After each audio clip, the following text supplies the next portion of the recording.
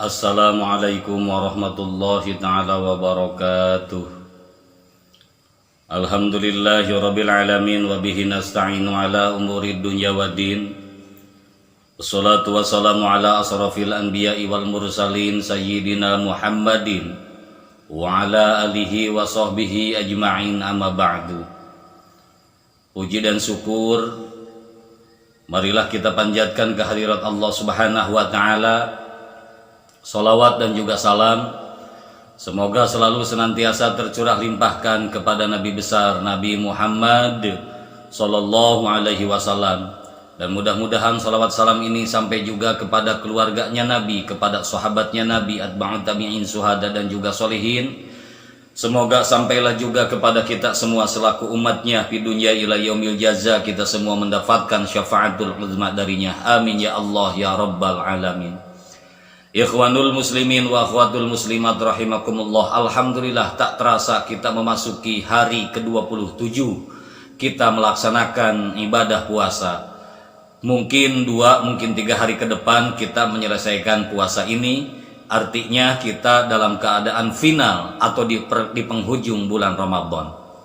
Tentunya ketika dari awal kita melewati masa-masa waktu 27 hari, 26 hari, sekarang memasuki 27 hari, tentunya di dalamnya penuh dengan ilmu, penuh dengan wawasan, penuh dengan pengalaman dari puasa sekian lamanya. Nah, oleh karenanya dari setiap puasa kita harus ambil hikmah. Ada apa di balik puasa itu untuk bekal 11 bulan ke depan?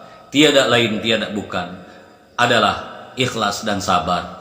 Kenapa ikhlas dan sabar dalam puasa? Karena pada hakikatnya puasa kita dari terbitnya matahari, dari terbitnya fajar sampai terbenamnya matahari, hitungan 1 hari ini tidak sebentar, dan kita mampu bisa melewati dengan sabar, dengan ikhlas hari demi hari menjadi minggu, dan akhirnya sekarang sudah mau genap 1 bulan. Pelajaran ikhlas, pelajaran sabar itu harus dimiliki oleh setiap individu yang berpuasa. Entah itu laki-laki, entah itu perempuan, entah anak-anak atau entah orang tua, apalagi orang yang dewasa, harus memiliki sikap demikian. Kenapa?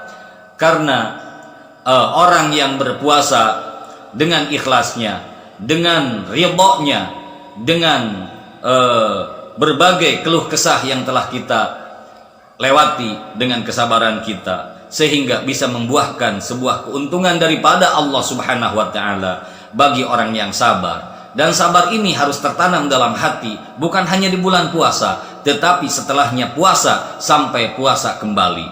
Apa keuntungan yang akan kita dapat? Pertama, kita akan mendapatkan keuntungan, Allah akan ridho terhadap kita semua, atau akan mendapatkan keridhaan daripada Allah. Yang selanjutnya akan diberikan petunjuk oleh Allah Subhanahu wa ta'ala. Petunjuk apa? Petunjuk kebaikan yang ditunjukkan oleh Allah Subhanahu wa ta'ala, yang digerakkan lewat hati dan pikiran kita. Yang ketiga, akan memberikan kebaikan setelahnya. Bagi orang yang sabar akan mendapatkan kebaikan setelah sabar itu dilaksanakan, setelah sabar itu direalisasikan, maka setelahnya akan mendapatkan kebaikan yang tersembunyi. Yang selanjutnya akan mendapatkan keberuntungan. Untung di mana? Di dunia kita akan mendapatkan keuntungan. Di akhirat apalagi akan mendapatkan keuntungan daripada Allah Subhanahu wa ta'ala. Yang selanjutnya akan mendapatkan martabat, derajat, harkat derajatnya yang tinggi di sisi Allah Subhanahu wa ta'ala karena dari sabarnya itu. Yang dimaksud dengan sabar di sini, apakah sabar dalam hal apa? Dalam segala bentuk, segi dan bidang kita harus menghadapinya, harus menjalaninya dengan sabar. Yang petani sabar dengan taninya. Ciri petani sabar tidak meninggalkan ibadah, apalagi ibadah sholat kepada Allah Subhanahu wa ta'ala. Pedagang yang sabar, pedagang yang disertai dengan ibadah kepada Allah Subhanahu wa ta'ala. Pejabat yang sabar adalah pejabat yang tidak meninggalkan ibadah kepada Allah Subhanahu wa ta'ala. Pengusaha yang tidak meninggalkan ibadah kepada Allah Subhanahu wa ta'ala. Kita sebagai manusia biasa tidak pernah meninggalkan ibadah kepada Allah Subhanahu wa ta'ala. Dalam setiap aktivitas yang tidak pernah kita tinggalkan ibadahnya, berarti kita menghadapinya dengan sabar. Oleh karenanya, bukan hanya di situ, ada beberapa keuntungan yang Allah jelaskan, yang Allah wahyukan sebagai bentuk wahyu, yaitu Al-Quranul Karim kepada Nabi Muhammad SAW. Ini dihadiahkan khusus untuk orang yang bersabar. Apa saja? Yang pertama, orang yang sabar akan mendapatkan pahala yang jauh lebih baik. Yang jauh lebih baik. Pahala yang jauh lebih baik ini hanya bisa digapai, hanya bisa didapatkan dengan cara sabar ketika kita menjalankan hidup, menerima hukum dari Allah, menjauhi larangan dari Allah, iman terhadap qada dan qadar, baik dan bagus dan jeleknya itu qadar, itu hanya datangnya dari Allah Subhanahu wa taala. Di dalam Al-Qur'anul Karim, surat An-Nahl ayat 96, Allah Subhanahu wa taala akan memberikan ganjaran kepada orang yang berperilaku sabar sebagaimana firman-Nya, ma indakum yanfadu wa ma indallahi baqin wa najziyannal ladzina sabaru ajrahum bi ahsani ma kanu ya'malun. Artinya, apa yang ada di sisimu akan lenyap semuanya, dan apa yang ada di sisi Allah akan kekal selamanya.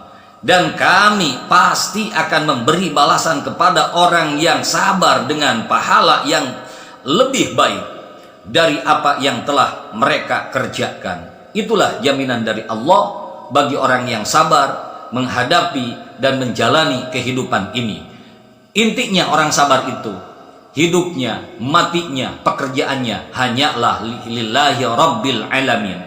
Inilah jaminan-jaminan daripada Allah Subhanahu wa taala. Yang selanjutnya, orang yang sabar akan mendapatkan pahala yang tidak terbatas pahalanya.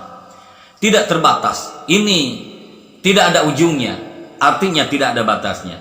Allah Subhanahu wa taala telah menjelaskan di dalam Al-Qur'anul Karim, surat Az-Zumar ayat ke-10, memerintahkan umat Nabi Muhammad SAW yang beriman agar bertakwa kepada Allah Subhanahu wa taala. Karena Allah Subhanahu wa taala telah menjamin pahala bagi orang-orang yang bersabar. Bagaimana firman-Nya?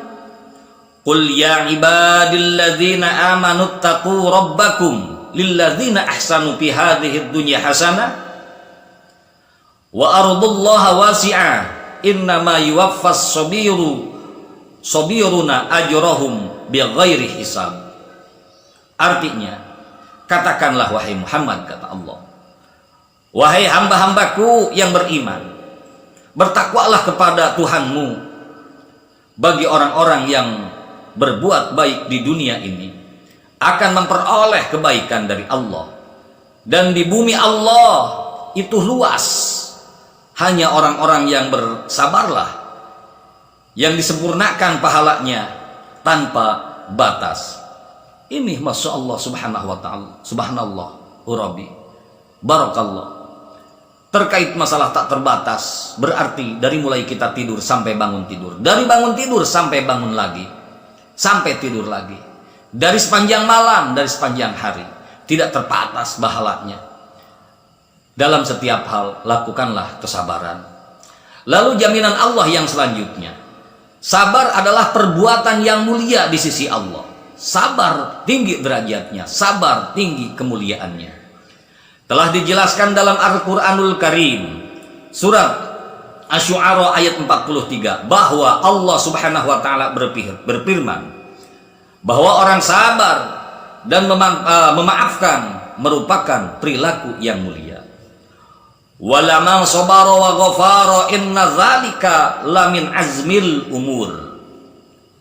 Tetapi barang siapa bersabar dan memaafkan, sungguh-sungguh yang demikian itu termasuk perbuatan yang mulia.